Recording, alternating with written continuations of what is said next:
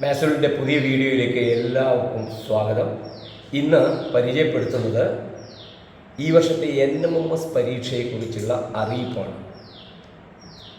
November 16 രാവിലെ 10 മണിക്ക് mental ability test, ഉച്ചയ്ക്ക് ശേഷം 1:30 സ്കോളാസ്റ്റിക് ആപ്റ്റിറ്റ്യൂഡ് ടെസ്റ്റ്, അതായത് സാറ്റ് പരീക്ഷകൾ നടക്കുകയാണ്.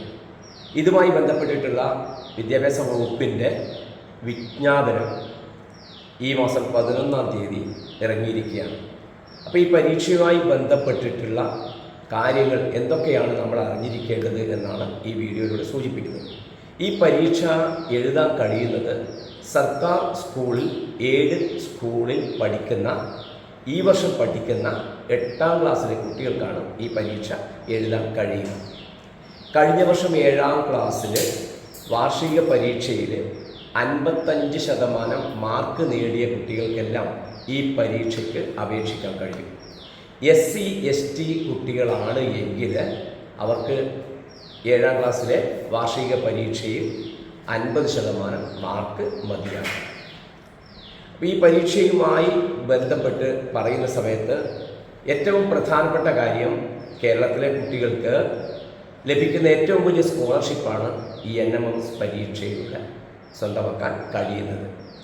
9, 10, 11, 12 ക്ലാസ്സുകളിൽ ഓരോ വർഷവും 12,000 രൂപയാണ് സ്കോളർഷിപ്പ് നേടുന്ന കുട്ടിക്ക് ലഭിക്കുക. 7ാം ക്ലാസ്സിൽ 50% മാർക്കുണ്ടായ എല്ലാ കുട്ടികൾക്കും NMMS പരീക്ഷ എഴുതാൻ കഴിയില്ല. കുട്ടിയുടെ വാർഷിക വരുമാനം, അതായത് രക്ഷിതാവിൻ്റെ വാർഷിക വരുമാനം 3.5 ലക്ഷം രൂപയിൽ കവിയരുത് എന്ന നിബന്ധന കൂടി ഇതിനുണ്ട്. ഓക്കെ, ഇനി ഈ പരീക്ഷയ്ക്ക് അപേക്ഷിക്കാനുള്ള സമയം സെപ്റ്റംബർ 23 തിങ്കളാഴ്ച മുതൽ ഒക്ടോബർ 15 വരെയാണ്. അതുകൊണ്ട് കുട്ടികൾ ഒക്ടോബർ 15 വരെ കാത്തു നിൽക്കേണ്ടതില്ല. അതിനു മുമ്പ് തന്നെ അക്ഷയയിൽ പോയിട്ടാണ് മിക്ക കുട്ടികളും അപേക്ഷകൾ തയ്യാറാക്കി വരുന്നത്. അപ്പോൾ അപേക്ഷയിൽ നമ്മൾ അക്ഷയയിലേക്ക് പോകുന്ന സമയത്ത് നമ്മളുടെ കയ്യിൽ വേണ്ട കാര്യങ്ങൾ, വരുമാന സർട്ടിഫിക്കറ്റ് നമ്മളുടെ കയ്യിൽ ഉണ്ടായിരിക്കണം. വില്ലേജ് ഓഫീസറിൽ നിന്നാണ് വരുമാന സർട്ടിഫിക്കറ്റ് കിട്ടുക, അതുണ്ടായിരിക്കണം. കൂടാതെ SC ST കുട്ടികളാണ് എങ്കിൽ അവർക്ക് ജാതി തെളിയിക്കുന്ന സർട്ടിഫിക്കറ്റും ഉണ്ടായിരിക്കണം. ഇതുകൂടാതെ പാസ്പോർട്ട് സൈസ് ഫോട്ടോ കൂടി കരുതിയിരിക്കണം. അക്ഷയയിൽ പോയിട്ട് നമ്മൾ അപേക്ഷ തയ്യാറാക്കി കഴിഞ്ഞാൽ അതിൻ്റെ പ്രിൻ്റ് ഔട്ട് എടുത്തിട്ട് കുട്ടി പഠിക്കുന്ന സ്കൂളിലെ ഹെഡ് മാസ്റ്റർക്ക് സമർപ്പിക്കേണ്ടതാണ്. അപേക്ഷയോടൊപ്പം നേരത്തെ ഞാൻ സൂചിപ്പിച്ചിട്ടുള്ള വരുമാന സർട്ടിഫിക്കറ്റും പാസ്പോർട്ട് സൈസ് ഫോട്ടോയും, SC ST കുട്ടിയാണ് എങ്കിൽ ജാതി തെളിയിക്കുന്ന സർട്ടിഫിക്കറ്റും ഹാജരാക്കിയിരിക്കണം. ഭിന്നശേഷിയുള്ള കുട്ടികൾ ആണ് എങ്കിൽ അവരുടെ 40% ആണ് അവരുടെ 40%-ത്തിൽ കുറയരുത്, 40%-ത്തിൽ കുറയരുത് അവരുടെ ഭിന്നശേഷി.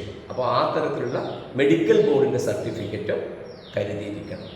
ഓക്കെ, അപ്പോൾ ഇത്രയും കാര്യമാണ് പരീക്ഷ അപേക്ഷയുമായി ബന്ധപ്പെട്ട് ശ്രദ്ധിക്കാനുള്ളത്. ഇതിലേറ്റവും ശ്രദ്ധിക്കേണ്ട കാര്യം എന്ന് വെച്ചാൽ, നമ്മൾ ആപ്ലിക്കേഷൻ തയ്യാറാക്കുന്ന സമയത്ത് പലപ്പോഴും കുട്ടികളുടെ പേരിൻ്റെ സ്പെല്ലിങ് അത് കൃത്യമായിട്ട് തന്നെ അക്ഷയയിൽ പറഞ്ഞു കൊടുത്ത് സർട്ടിഫിക്കറ്റ് നമുക്ക് പ്രിൻ്റ് ഔട്ട് കിട്ടിക്കഴിഞ്ഞാൽ അത് പരിശോധിക്കണം.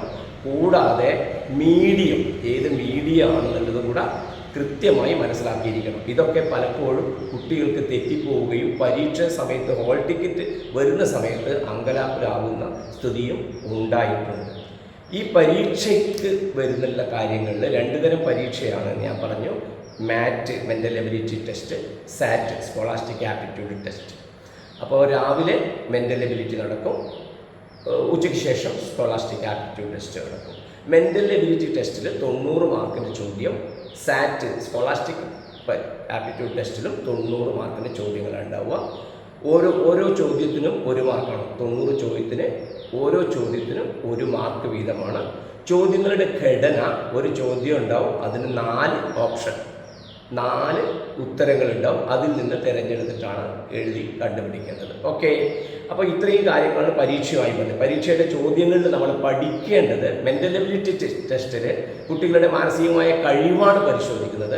അതിൽ സംഖ്യാശ്രേണികളുണ്ടാവും, വർഗീകരിക്കലുണ്ടാവും, വ്യഞ്ജിത്രങ്ങളുമായി ബന്ധപ്പെട്ട കാര്യങ്ങളുണ്ടാവും, മാത്തമാറ്റിക്കൽ റീസണിങ്, ഇങ്ങനെ വ്യത്യസ്തങ്ങളായ ചോദ്യങ്ങളാണ് മെൻ്റൽ എബിലിറ്റി ടെസ്റ്റിൽ ഉണ്ടാകും. സ്കോളാസ്റ്റിക് ആപ്റ്റിറ്റ്യൂഡ് ടെസ്റ്റിൽ 7ാം ക്ലാസ്സിലും 8ാം ക്ലാസ്സിലും കുട്ടി പഠിക്കുന്ന ബേസിക് സയൻസ്, അതേപോലെ സോഷ്യൽ സയൻസ്, അതേപോലെ തന്നെ മാത്തമാറ്റിക്സ്, ഗണിതശാസ്ത്രം, ഇതിൽ നിന്നുള്ള ചോദ്യങ്ങളാണ് ഉണ്ടാവുക.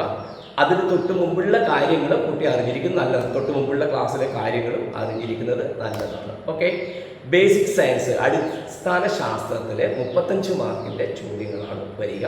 സോഷ്യൽ സയൻസിൽ സാമൂഹ്യ ശാസ്ത്രത്തിൽ 35 മാർക്കിൻ്റെ ചോദ്യങ്ങൾ, മാത്തമാറ്റിക്സ് ഗണിതശാസ്ത്രത്തിൽ 20 മാർക്കിൻ്റെ ചോദ്യങ്ങളാണ് ഉണ്ടാവുക. അപ്പോൾ മെൻ്റൽ എബിലിറ്റിയിലും 90 mark, scholastic aptitude test SAT എന്ന ചുരുക്കത്തിൽ പറയും, അതിലും 90 മാർക്ക്, 180 മാർക്ക്. ഈ 180 മാർക്കിൽ 40% മാർക്ക് നേടുന്ന കുട്ടികളാണ് പരീക്ഷയിൽ വിജയിക്കുക. പക്ഷേ പരീക്ഷയിൽ വിജയിച്ച എല്ലാ കുട്ടികൾക്കും സ്കോളർഷിപ്പ് ലഭിക്കണമെന്നില്ല.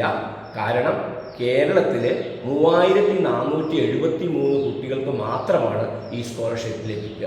അത് ഓരോ ജില്ലയിലും ഓരോരോ കണക്ക്, കുട്ടികളുടെ എണ്ണത്തിനനുസരിച്ചുള്ള കണക്കുണ്ട്. ഓരോരോ ജില്ലയിലും എത്ര എണ്ണം വീതം എന്നുള്ളൊരു കണക്കുണ്ട്. അതുകൊണ്ട് ഈ പരീക്ഷയിൽ വളരെ ഗൗരവത്തോടുകൂടി പഠനത്തിൽ ഇടപെടുന്ന കുട്ടികൾക്ക് മാത്രമാണ് ഈ സ്കോളർഷിപ്പ് ലഭിക്കുക. പരീക്ഷയിൽ ജയിക്കുന്നതിലുപരി സ്കോളർഷിപ്പ് ലഭിക്കണമെങ്കിൽ കഠിനമായ പ്രയത്നം ആവശ്യമാണ്. ഇത്രയും കാര്യങ്ങളാണ് പരീക്ഷയുമായി ബന്ധപ്പെട്ടിട്ട് പറയാനുള്ളത്. ശ്രദ്ധിക്കുക, ഈ സെപ്റ്റംബർ 23 മുതൽ ഒക്ടോബർ 15 വരെയാണ് അപേക്ഷിക്കാനുള്ള സമയം. അപേക്ഷിക്കുന്ന സമയത്ത് വേണ്ട കാര്യങ്ങൾ ഞാൻ നേരത്തെ സൂചിപ്പിച്ചു കഴിഞ്ഞു. നമ്മുടെ വില്ലേജ് ഓഫീസിൽ നിന്ന് വരുമാന സർട്ടിഫിക്കറ്റ് വേണം, 3.5 ലക്ഷം രൂപ കവിയരുത്. SC/ST കുട്ടിയാണ് എങ്കിൽ ജാതി തെളിയിക്കുന്ന സർട്ടിഫിക്കറ്റ് വേണം.